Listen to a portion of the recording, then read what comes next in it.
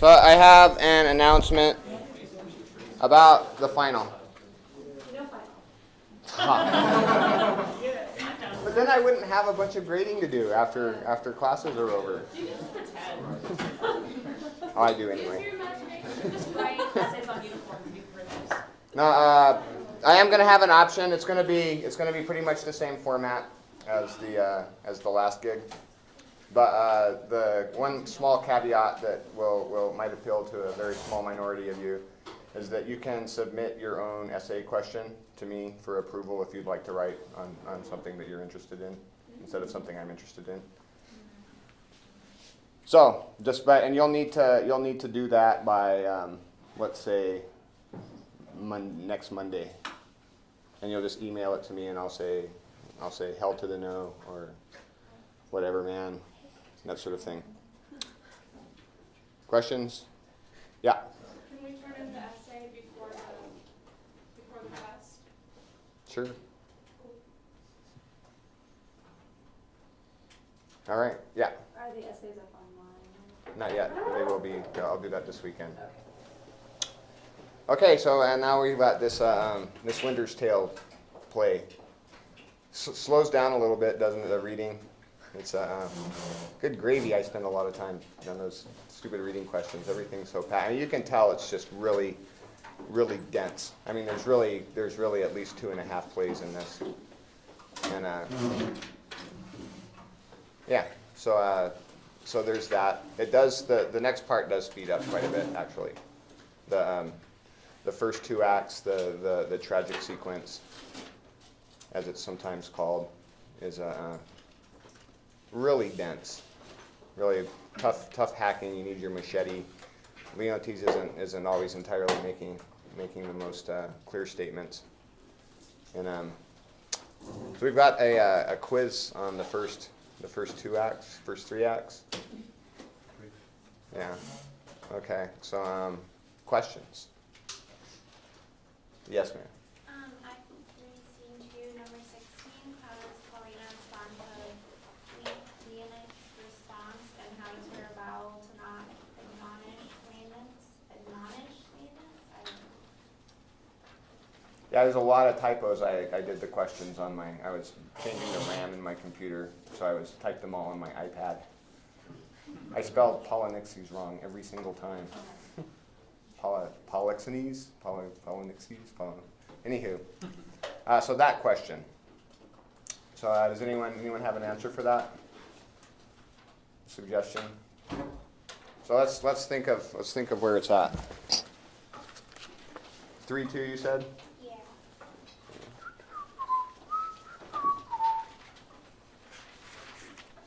All right. So Paulina's admonishing Leontes.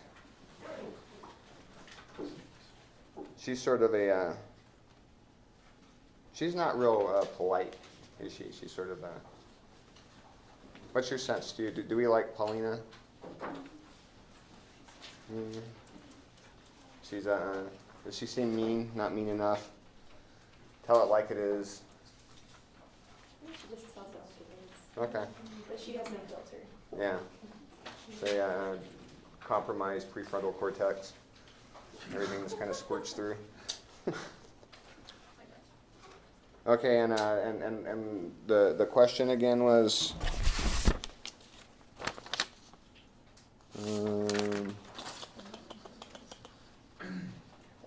How does Paulina respond to Leontes' response? Yeah. All right. So first of all, what is Leontes' response to Paulina's punishment? Sort of like, yeah, I deserve the worst. He sounds kind of into it. Go on, go on. Thou canst not speak too much. I have deserved all tongues to talk their bitterest. Go on, go on. Yeah, I think there's a little masochism there. And then, so Paulina, all of a sudden, I'm sorry for it, all faults I make. When I shall come to know them, I do repent. Alas, I have showed too much the rashness of a woman. So how would we characterize that response if we were answering a question? More so. Yeah, but then, so it's remorseful. Well, ostensibly remorseful, right? Because what's gone and what's past help should be past grief. Do not receive affliction at my petition. I beseech you rather, let me be punished. I've minded you of what you should forget. That and then she's saying, I'll speak no more. I'll speak no more. I'll say nothing. But you know, like I'll when she's saying I'll speak no more. I'll speak no more. I'll say nothing. I just really loved your queen, and you really screwed the pooch on this one, and you're a horrible person. But I'm not going to say anything. All right. Yes, no? Okay. Does that answer your question? All right, I'm not supposed to answer the question, so that's the last time I'm ever going to do that again. Okay, any other questions? No? Sweet. Oh, 28 On the one with 28? Act 1, 2, it was, yeah, you wrote 20 questions. It was, what is Camillo's condition? No, it was Camillo dare not space, cannot space, and may not. I have the same 3 answers for, I have 3 of the same answers.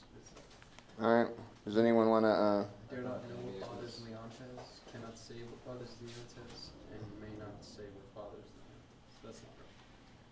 I thought it was dare not know, cannot name the disease, and may not answer. It's all split up though in text. yeah. Anyone else? I have no say answer. No say answer? What was Blake's answer? Disease, speak. It would have been cool for me to put some line numbers or page numbers or something. Dare not know, cannot name a disease, and may not answer. That's what I have. Yeah, that looks right. There's no, I dare not, do not.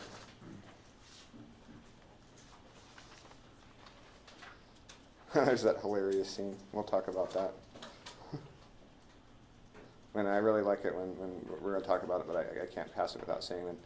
You know, he's asked, do you think I'm such a dunderhead that I would do something this stupid?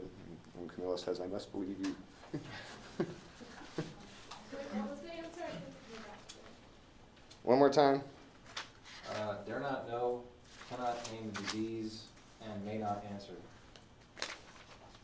Yeah, may not answer, cannot name the disease. I dare not know, my lord. 19 and 20, that's lines 378, 387, and 398. For answer for, what's that, 1920? Years. Oh, Pages 19 and 20, okay. and then the line numbers for the. I had a question from that act too. Okay. What is the nature of the planet? If we know to barricade the belly, what disease do many have and not know it? Was the first one. Mm-hmm. What numbers? I read it a couple times. I couldn't find it. 2 what? 20 in that same section. And Yeah, so what is the nature of the planet? What can be done to barricade the belly? What disease do many have and not know it? Yeah.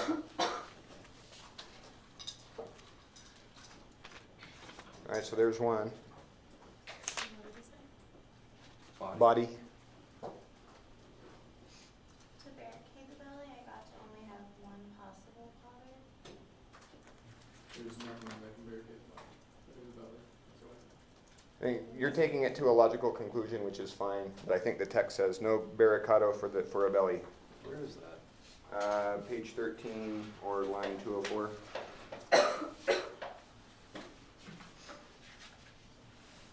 I know, and this kind of did mean questions, huh? But you see, if I just did like comprehension questions, I mean, this is a very complicated thing. It's a complicated couple of acts, especially this first one. And what was another one? Is the disease being controlled? Yeah, let's see. Many thousand ons have the disease and feel it not. How now, boy? So it takes a little bit of an interpretive jump. Mr. Rose says, cuckolded is the disease, and it's in that same passage. So it's be it concluded, no barricado for a belly. Know it, and it will let in and out the enemy with bag and baggage. That's charming. It's a lovely, lovely image of sex. Many thousands on have the disease and feel it not. How now, boy? He's saying this to his little son. It's a good thing he died, man. He spent the rest of his life in therapy. Act 2, Scene 3, number 9. Why doesn't anyone call a tyrant to a tyrant's face? Yeah, so this is something that Leontes says. because it'll make a tyrant more inclined to be a tyrant. It's like, oh, tyrant, I'll show you tyrant, off with his head. Castrate. Marvelous, marvelous. What does Camilo's notice have on the office? That was in the last act, last scene of Act 1. Yeah. I wasn't sure what they meant by notice.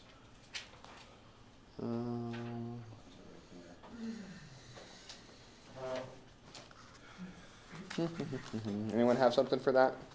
What's the question? What effect does Camilo's notice have on the office? What number is it? 21? Oh, is it kind of like, in Othello when, Iago, like, he would say something and it would kind of like trick up Othello to where he would like kind of think, oh, well, maybe they are doing something. Yeah, absolutely. So if we had, so Camillo, what did Camillo notice? He was uncomfortable, or that he had pain? Is that what we're talking about? Isn't it that he stayed at her entreaty, Polixenes? Yeah, That he what? that he stayed at Hermione's entreaty. That Polixenes. Now, see, I spelled it wrong so many times I can't even remember it. Polixenes. That Polixenes stayed at Hermione's entreaty, and so and then so Leontes interprets that as, does anyone remember? Is it proof that they're cheating? Yeah, or that at least that people are thinking that or saying that. So good answer, Jamie. Now are we done? All right.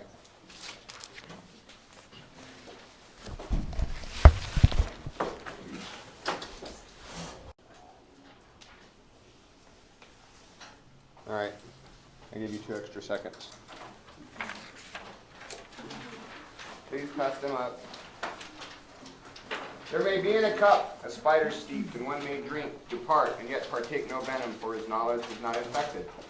But if one present the abhorred ingredient to his eye, make known how he hath drunk, he cracks his gorge, his sides with violent hefts. I have drunk and seen the spider. Leontes. Situation? Insinuating how to kill him. It seemed like to me. Okay. Was it over dinner? I was gonna put that in, but I crossed it out somehow. I think if I recollect correct, it's just one of his kind of musings, and it's a famously obscure passage. He's got a few of them, to the point where some eminent Shakespeareans have just taken a look at these passages, and after 400 years of criticism and explication, they say this is indecipherable. Anyone that pretends to understand this passage is lying, or wrong, or both. Are we saying that if you drink something with a spider in it, you're better off not knowing that there was a spider in it? So it's an old piece of folk wisdom that says that if you see the spider get dipped in your milk, then the milk kills you.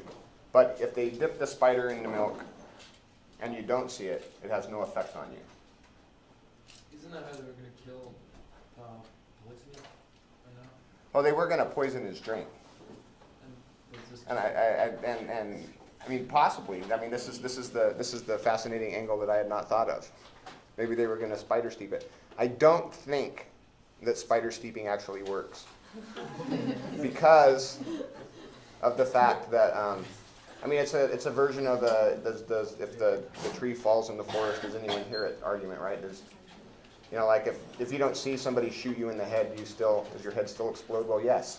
This is it's a biological thing. Well, I don't know. This is contentious. This plays all about magical thinking, so we've got to.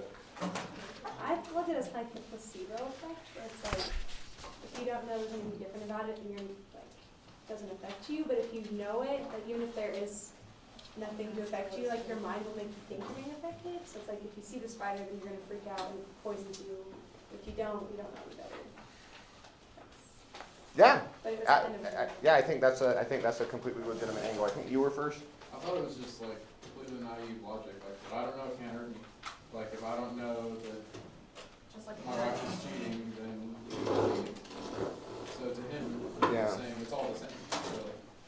Yeah, so, and we saw Othello Yeah.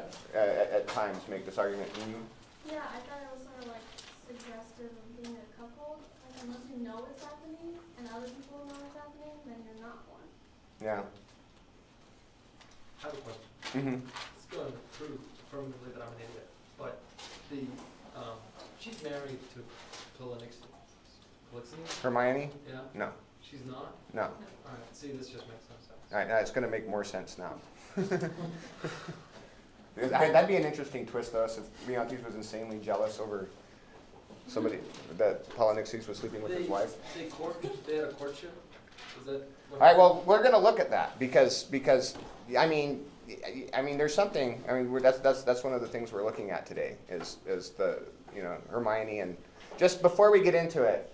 So do we feel like Leontes has is he completely off the wall here, thinking that there's something brewing between Polixenes and Hermione? No. All right, let's vote. Who thinks he's completely off the wall? Baseless accusations. Who thinks? Okay. Who thinks that absolutely that Polixenes' wife, who's I think she's dead by now. They don't really make it clear. And Hermione had like crazy, mad sex parties back in the day. Okay. We'll see how this plays out. So, and I think we got to the significance. I want to spend a little bit more time with the significance when we go over the quizzes from now on. So the significance, I would say the significance is that this ties into the overall theme in The Winter's Tale of the nature of knowledge and what constitutes proof, and if there is an objective reality and how your perception of that reality, interacts with each other. And so, does spider poison kill you if you don't see it? Are you robbed if you don't know it? That's a better argument, right? If somebody steals a pair of shoes and you never even notice, were you really robbed? That's sort of a different question. Okay, number 2. I do confess I loved him as an honor he required, with a love even such, so and no other as yourself commanded. Hermione? During Okay. the mock trial or during the trial. Yeah, the sort of yeah. So it's during the little mock trial, and the significance is. I did the first significance. Somebody give me a significance. Well, I think she's just trying to say anything because he's the judge, so she knows that, with her words will only go so far, and then trying to say that she's innocent. So I think she's just trying to say, you're the one who told me to convince him to stay. That works especially if you connect it to the context, because she's like, no matter what I say, you're batshit crazy, I'm not going to convince you. I said that it proves that he sort of set in motion his own suspicion, and that shows it to be totally irrational. That works too. All right, those will both work on the exam. And we'll do number 3. Will you go yet? Force me to keep you as a prisoner, not like a guest. So you shall pay your fees when you depart and save your thanks. How say you, my prisoner or my guest? Hermione and Polixenes. Mm-hmm. That's Hermione. That's the entreaty. That's the significance. What's that? That's the entreaty, so that's the significance of the story. Okay. Anyone want to give a different, less profound, more nuanced? It happens, man. All right, so this is when we're getting toward the too hot revelation of Leontes, right? And as you can tell from my reading, I think that it might be indicative of a sort of flirtation thing. I mean, if I'm unfortunately male, but if some girl at a party was saying this to me, I would think she was coming on to me. And we do know that males overinterpret, come-ons, but I would be like, I need to step away from this person because this is getting frightening. That would be pretty clear, I think. Yeah. Like, oh, yeah. Yeah, you know what? This would be me. You know what? I'll stay as your guest, but I got to go out and get some eggs. Be right back.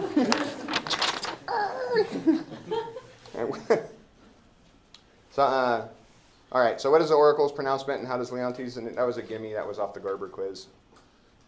What's the oracle's pronouncement? She's chaste. The what? She's chaste. Yeah, she's chaste. Everybody's right except for Leontes, who's a moron, and that's almost word for word. And how does Leontes initially respond to it? Yeah. After he says, and what was the condition that he made that he was going to base his decision on? The oracle. Yeah. It's the coin flip, right? Confirmation bias. As long as it agrees with me, I will do whatever the coin says. All right. So, yeah. Let's say.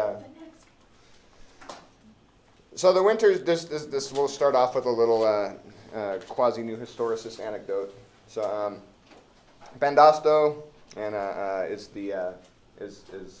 the prose romance that much of A Winter's Tale is based on. There's no Autolycus, and there's no Hermione resurrection scene. A few differences is that it's usually considered a little bit of a darker deal because the title character Pandasto, who's Leontes in A Winter's Tale, he sets daughter off to sea, causes wife and son to die. Yeah, that happens here. And daughter falls in love with Durastus. He changed the name to Florimel. You'll see Dorat. I mean, that's great. I mean, there's a romance hero for you, Durastus. They elope. So this is all happens in the play. But a twist is that Pandasto Leontes character full-fledged falls in love with his daughter that he doesn't know is his daughter, and like big time, and like tries to pull her, and wow. So and then and then when he finds out that she's his daughter, he kills himself, and then everyone else lives happily ever after. So that's different than ours? Yeah. You want me to give away the ending for anyone that doesn't know? No. Okay. I think I already have, but also the name that Shakespeare uses for Leontes' ill-fated son, Mammalia, who, wow, there were some interesting spellings of that on the quiz. Martimer. My favorite was Melonia, because it's mammalia, which refers to the mammal lactating organ, but then Melonia sort of does too, but in a more vulgar way. So I thought it was funny. I always have to explain jokes, but anyway, the name is taken from another prose romance from the same author, which just fun trivia: a mirror looking glass for the ladies of England that was addressed to gentlemen. And then John Pitcher, who's a critic, has argued that Autolycus, who is my favorite thing that ever happened to the world, not named Thersites, is borrowed from the author of Pandasto's most famous work, which was called Robert Greene's Groat's Worth of Wit.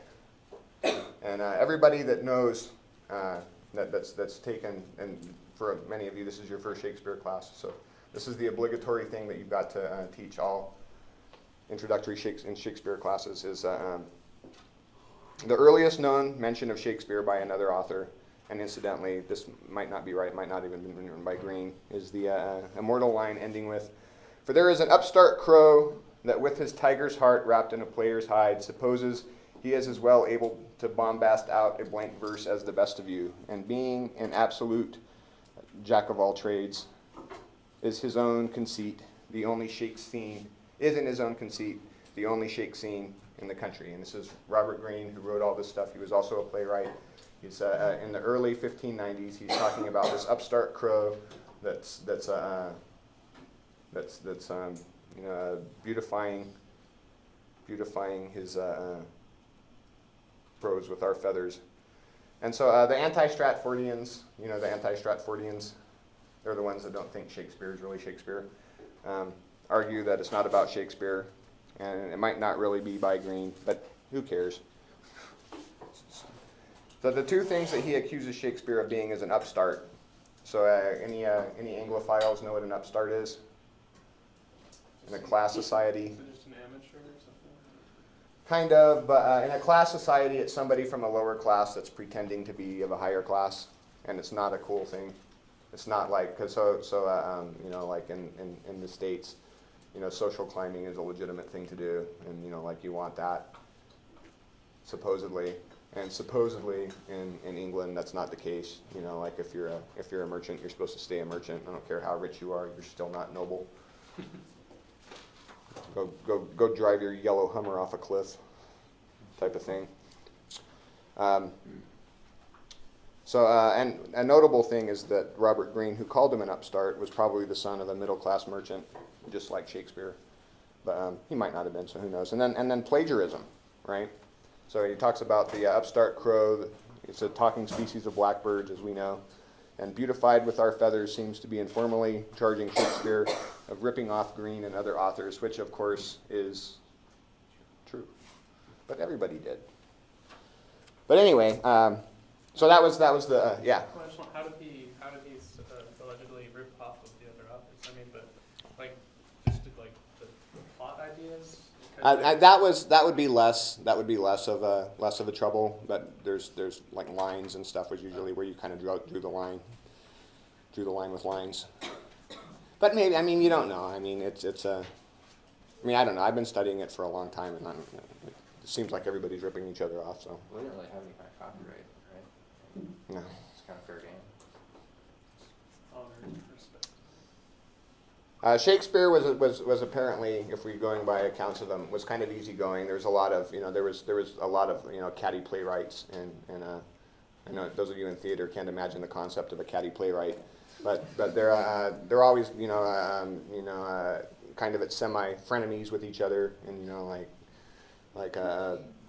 and then literary criticism too. Everybody's trying to outwit each other, and everybody's in these wars and stuff. And Shakespeare largely was whatever. He didn't really get involved. But and then that was from his contemporary Ben Jonson's Mixed Praise. Another two famous quotes about Shakespeare is that from Ben Jonson, who had mixed feelings about his rival, said that and famously called Shakespeare for all ages. But then also said that "'tis said that Shakespeare never blotted a line. Had he'd have blotted 1,000. Blotted a line means make a correction." So Ben Jonson was slighting him, saying that he should have blotted 1,000 lines because he didn't really like a lot of Shakespeare's stuff, for reasons we won't get into because we don't really care. But Shakespeare never got in these wars, But you think that maybe some critics think that Shakespeare kind of got Barb's back in more subtle ways. For example, Stephen Greenblatt, whose article we didn't read, thinks that Shakespeare might have poked fun at Greene by basing Falstaff on him. Maybe. And but then we get to the funny, the sort of manifest irony. I put manifest in front of it to confuse anyone who wants to accuse me of misusing irony, a la Alanis Morissette. That the guy that accused that the Winter's Tale is ripped off from the guy that accused Shakespeare of ripping off plays and stuff. So that's kind of funny, right? I think it's kind of funny. Manifest irony. So John Pitcher thinks that the character of Autolycus is the playful embodiment of the character that Robert Greene made of Shakespeare in the lampooning of him, the upstart crow that's beautifying with feathers, and Shakespeare's like, okay, yeah, so this is him, so it's a version of Shakespeare, and anyway, so Robert Greene's all over this play. Point being, I hope he's right. I'm not entirely convinced, but this is exactly the kind of ass that I want Shakespeare to be. Not getting in screaming matches across the room, but just, very deftly, very carefully, wittily, just like in a way that, only the person that he was targeting would get, not making these pronouncements, but, All right, So A Winter's Tale, written in 1610, late in Shakespeare's career. Tempest is the only later play that is not a collaboration, probably, depending on what critic you ask. Shakespeare was 46 when he wrote it, which is the same age as Leontes at the end of A Winter's Tale. Like the other romances, many critics see Winter's Tale as a more philosophical or allegorical than the more human or humanistic comedies and tragedies. But I mean, this is wrong, right? We've seen all kinds of philosophies and stuff going on in the other plays, so it's just I guess they just didn't start really reading until they got to these. But that's good, Daniel. Let's make fun of everybody that might be giving you a job. Well played, Crumbo. But something I do think is right is Winter's Tale. So we've got like our desire charts that we've been doing. And I think Winter's Tale is more about the relationship to knowledge aspect of the desire chart. It's in a more fundamental way than even, I mean, we saw it in Henry IV, Macbeth, and Othello. That relationship with knowledge was big things. But in this one, as we saw with the spider steeped in the beverage passage, that it's really fundamental to this, and it turns out that it's really hard to figure out, what is objective reality. In Winter's Tale, it kind of makes that a problem. That not only what can we know, but is there really anything under there? So it's not a matter of deciding between ocular proof and your own BS or Iago's BS, but even ocular proof turns out to be the product of somebody's BS. We'll get more into that. And I mean, it's sort of hinted at in Vincentio's and Iago's stagings, like what's real in Measure for Measure, like if somebody's really making everything. I mean, it confuses Angelo and probably Isabella. But I think that we're all going to kind of be confused at the end. So there's a few central questions that sort of haunt Winter's Tale that nobody's, you can't really say that you can answer these definitively. So the first is Leontes really mad? I'll put this question up so we can dwell on it. What's the alternative? Maybe that he just kind of allows himself a whim and gets carried away.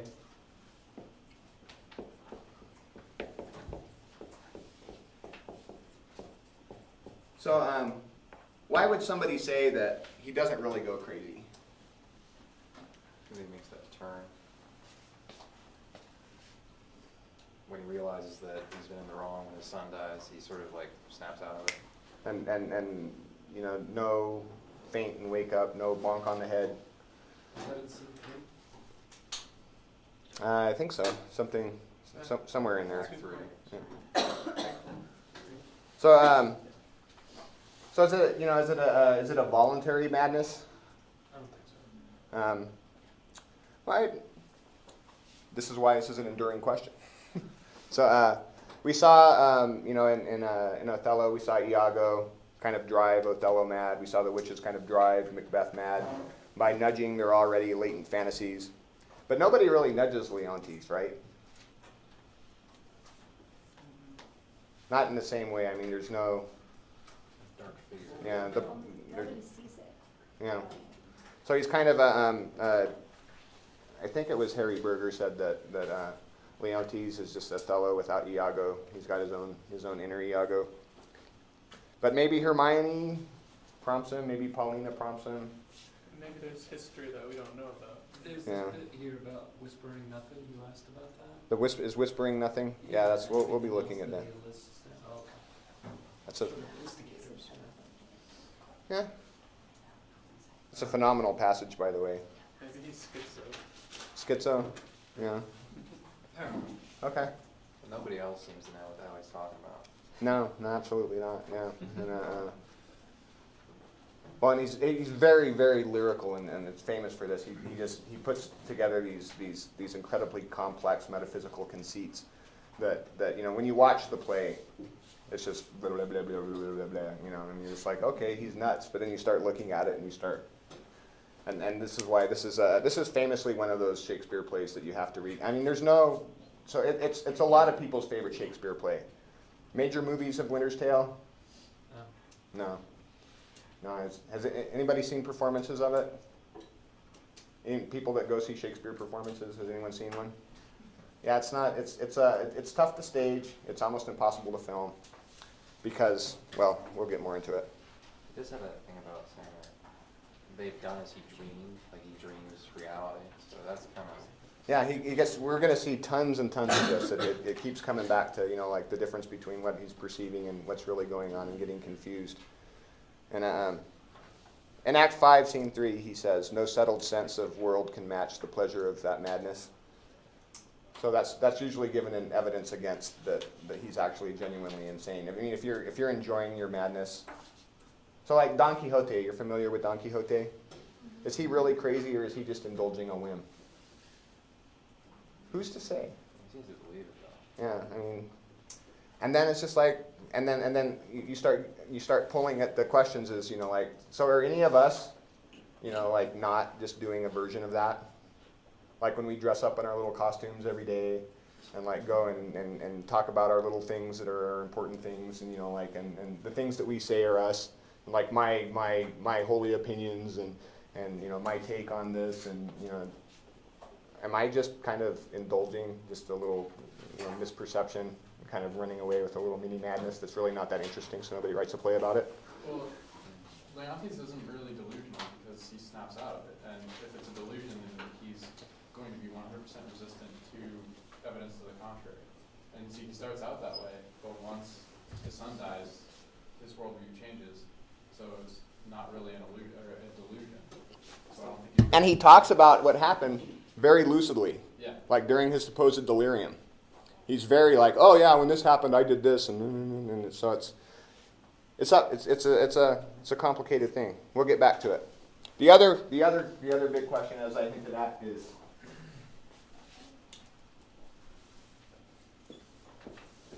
what is real?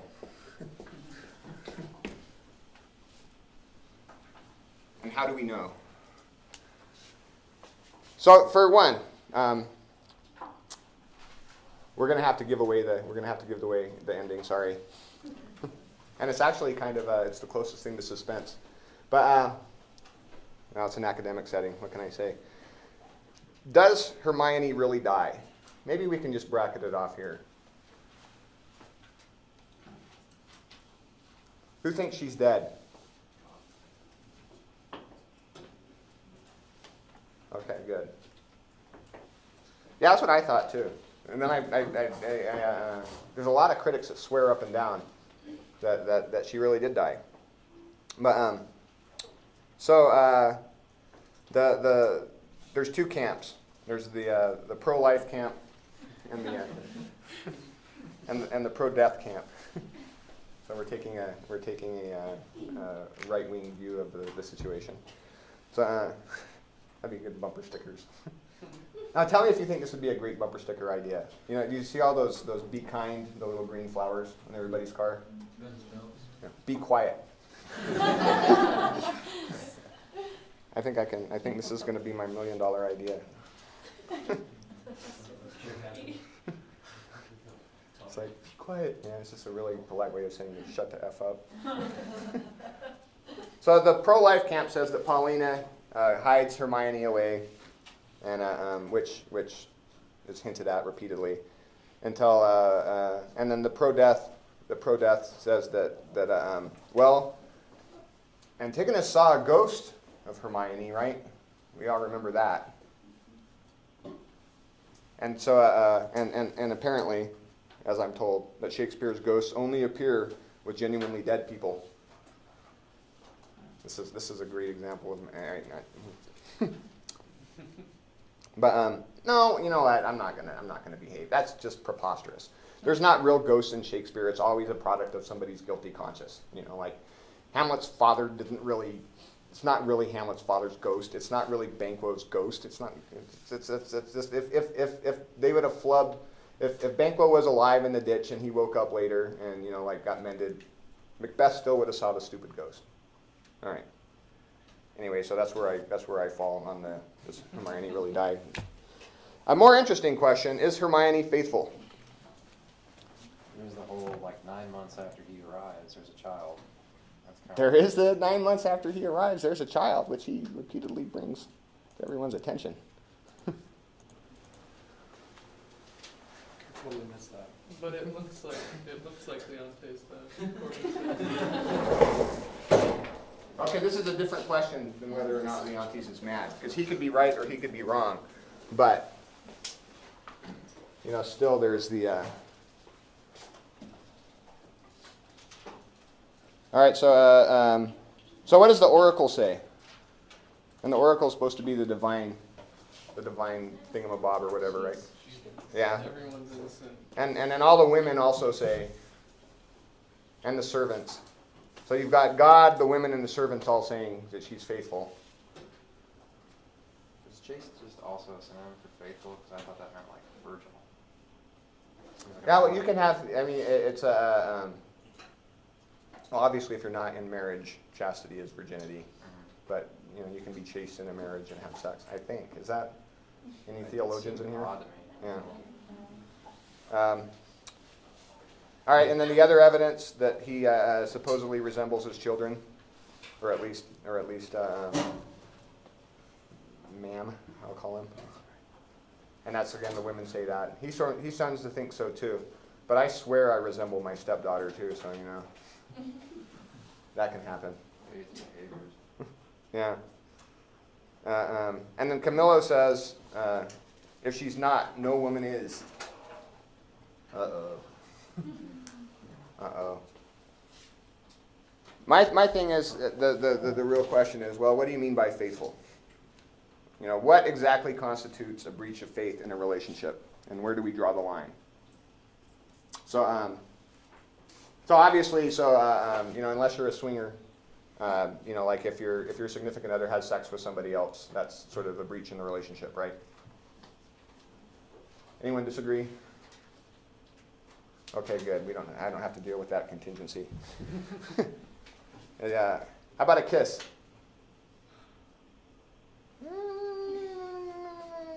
Who thinks it's okay? On a they'll say regular basis. It wasn't just he was drunk at a party and thought he was kissing a pole.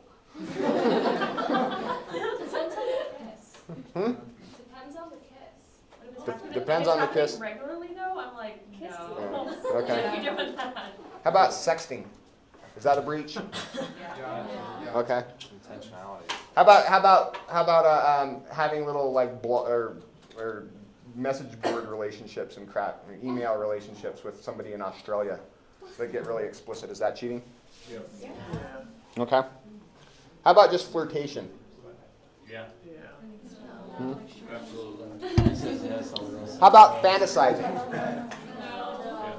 Yeah. Yes. All right. What if you really want to? All right. Say that this bottle is in a relationship with me, and I really, really want a new bottle, and I think about it all the time, and I'm just like, man, the new bamboo and glass bottle. That's just what I want. Just think, what you thinking about? Oh, nothing. I was just like, I have a math problem. But I don't. Is that cheating? This is so fun. All right, what if you really want to, but you don't even know it? How about that?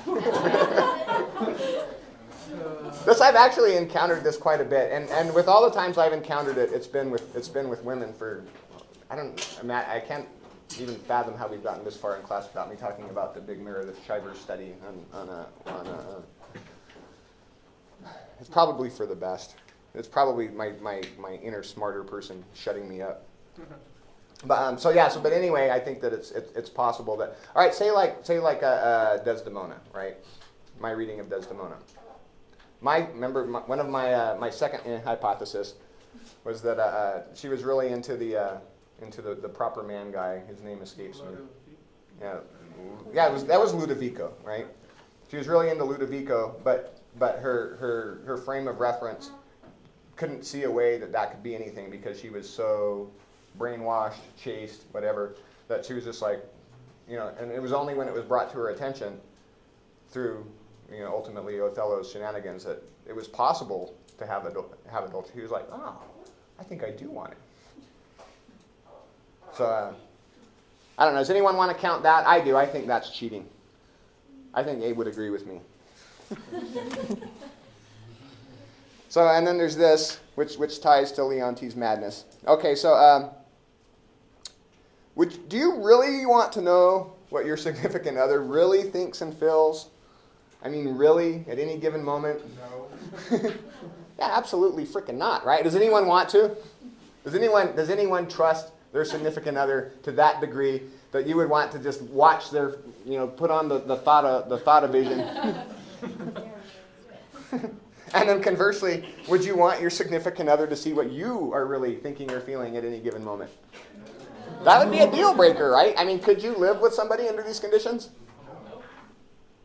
So, and then so we get to the question of, is Hermione really faithful? And the question of knowledge and what do you mean by really faithful? And the things that we can tolerate and the things that we can't.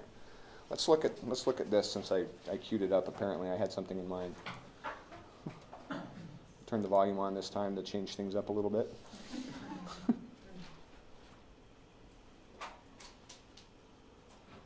There's no volume.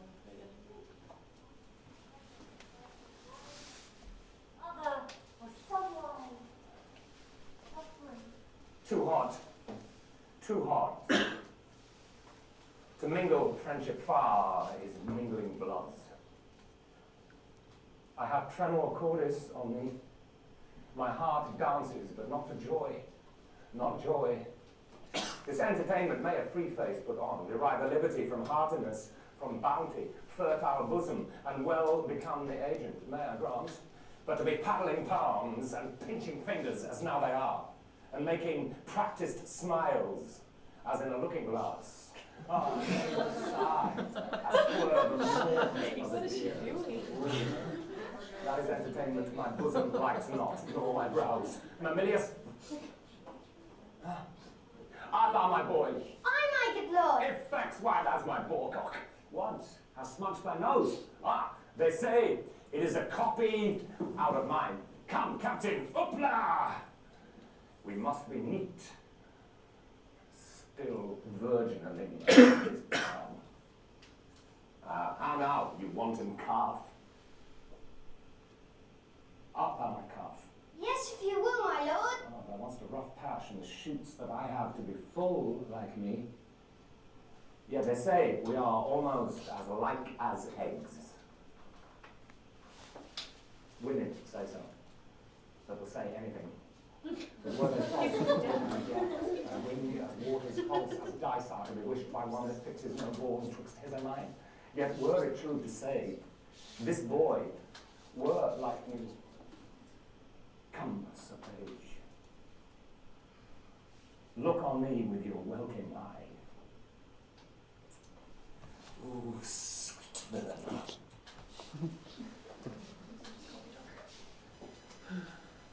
Most dearest, my collop. Calm thy down. May it be. Affection, thy intention stabs the centre. Thou dost make possible things not so held. Communicatest with dreams. How can this be?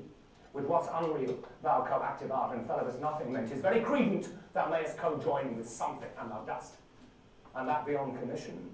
And I find it, and that to the infection of my brains, and hardening of my brows.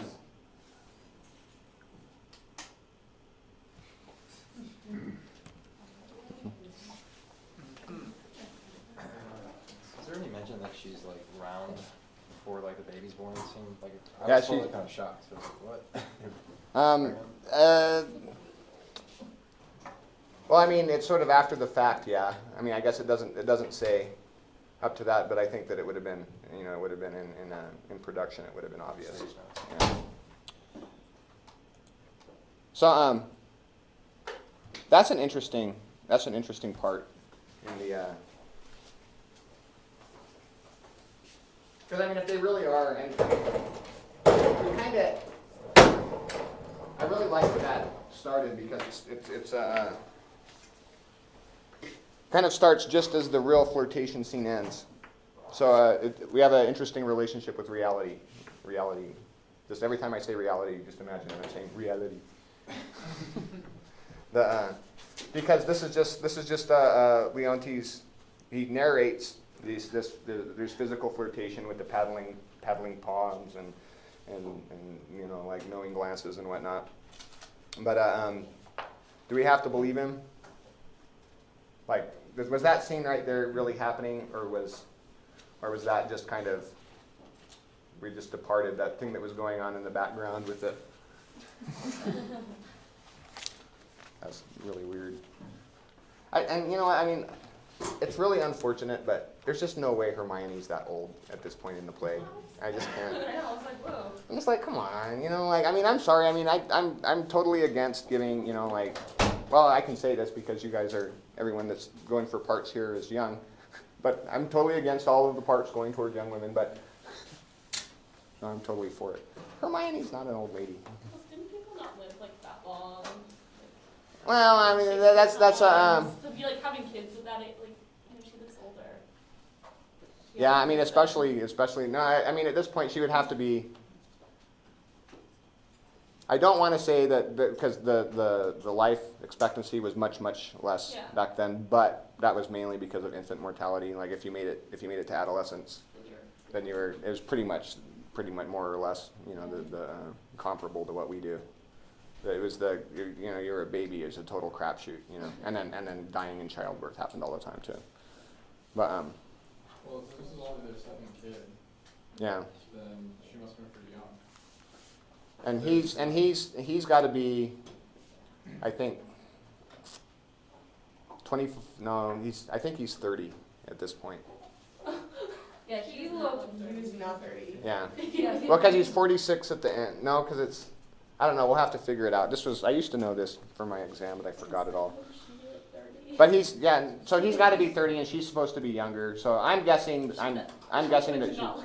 Well, and the person playing her is a prepubescent boy, right? Yeah. In Shakespeare's time, so it's, she's a girl. She's not. Yeah, Shakespeare wasn't really anywho.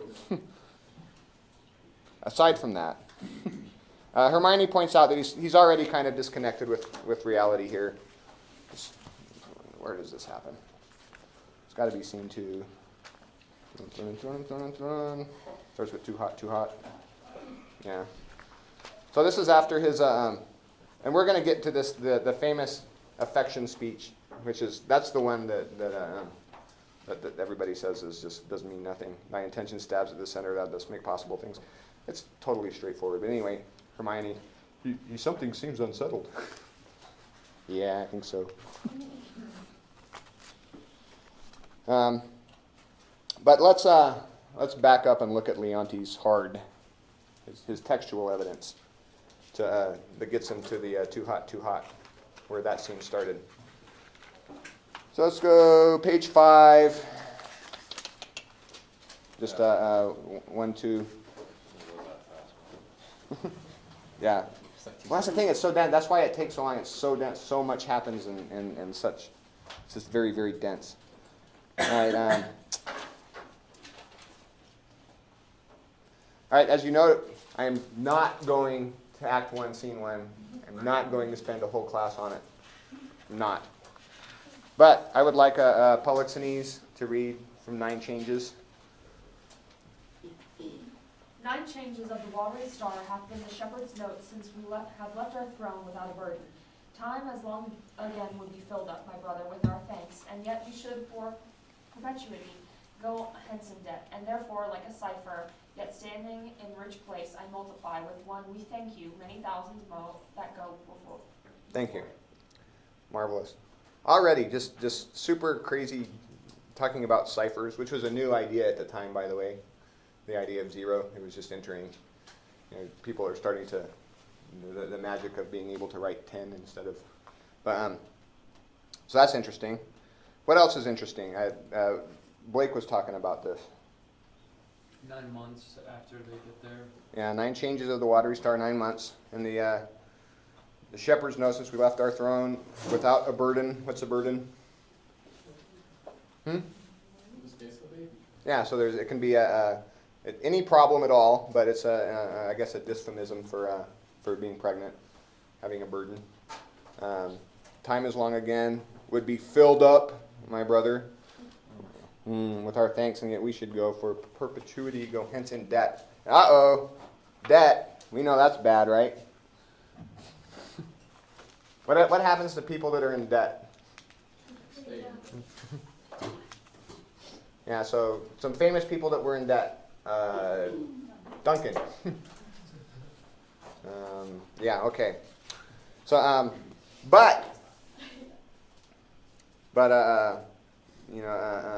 Cavell notes that the money, credit, debt, payment imagery, and I think we're reading Cavell, and this play is overwhelming. And if you start looking at all the money, debit, credit things, it's everywhere. That seems to be a big thing of how this is about. But and the debt thing might be even worse here. Why? Because I believe we've talked about this, but would somebody like to put forward what my beloved evolutionary psychologists think the origin of bartered transaction in primates is? World's oldest profession. Yeah. So the exchange is the exchange of in our friends the chimpanzees. Or the bonobos rather, it's the meat for sex swap, right? So they've got these certain bonobo females will provide services for someone that's willing to bring the equivalent of a hamburger, but they're usually just little monkeys. But I like to think of it as a hamburger, and so then they allow sexual access. So being in debt here, and Hermione. Talks about the debt to her. So what would the debt be if... All right, let's back up. So let's just... if Polixenes were using the cuckoo strategy, which we know the cuckoo strategy thanks to the class that shall not be mentioned, that I always keep mentioning. Don't think of a white elephant. This would be precisely when he would leave. Because in primate in the human as primate sexual exchange, the male's debt to females is to provide care for the offspring in exchange for sexual access to the precious female sex cells. And incidentally, as Leontes asks his son a few lines later, "Will you take eggs for money?" So the idea is that because men's sex cells are smaller and less valuable because there's just millions of them and they're all over the place. They have less evolutionary value than the female sex cell, which is much bigger, and of course the female has a much larger burden when she gets pregnant, right? So sympathy eating aside, I think that we can safely say that pregnancy is harder on the woman than the man. Well. Yeah, right. Fellas. Oh, we gotta put up with them, man. Just kidding. So, but anyway, so one of the big evolutionary psychology arguments for monogamous. I think we talked about this, right? Did we? About the monogamous thing is that because the reason that one of the reasons that humans are monogamous is because of concealed ovulation, and then it tricks the man into staying around, and then our hormones shut off, and our brains go stupid, and we think we're in love until the kid's 4, and then we leave. Right? That's a sad story. Yeah. I haven't even told you about have I told you guys about the vasopressin and the oxytocin and the prairie voles and the montane voles? Okay, this is a good place to digress because we're about to start on a big huge thing. So I'm going to tell you about this because this is important. So there's these two kinds of little rodents called voles. Oh, there's actually many kinds of little rodents called voles. But and those of you psych people have probably heard this already, but I don't care because it's great. You can't learn it enough. So one of them, the prairie voles, are unlike most voles, strangely, oddly, pathologically monogamous. And not only that, this is just unheard of. Well, not unheard of, but very rare in rodents. The males stay around and raise the kids, the little pups they're called, and basically to maturity till they go and find a life partner of their own. Wow, that's great, right? And then they've got this really, really closely related species called the montane vole. And the montane voles are the complete opposite. They're just completely, rampantly, blindly promiscuous. They don't stick around together. They think it's really weird if you do. They just minimal, absolute minimal parental care, and so they're just complete deadbeat party animal, party bulls, and so you think, wow, but it's really weird. So this is a puzzling thing. This is a fun thing to study, right? Because you've got these two, like you and I couldn't tell the difference between a prairie vole and a montane vole, but this completely different behavioral structure. So what they do is they start screwing around with the oxytocin, and which is just a hormone that's released primarily in what it's best known for in humans is they call it the cuddle hormone, or a misnomer is the love hormone. It's it makes you lactate, it induces labor, it makes you bond with your baby, all this sort of thing. And then I guess apparently it's also released in females after orgasm or whatever, but I don't know. I never read about that stuff. And then, but anyway, so you and then vasopressin kind of does similar things, and oxytocin works in men too. But anyway, I don't want to. We won't talk about neurochemistry here. But anyway, you tinker with the receptors on a montane vole, and you basically just make their brains able to process oxytocin and vasopressin, and all of a sudden, that the slut next door is just like, it's my dream, and it turns them into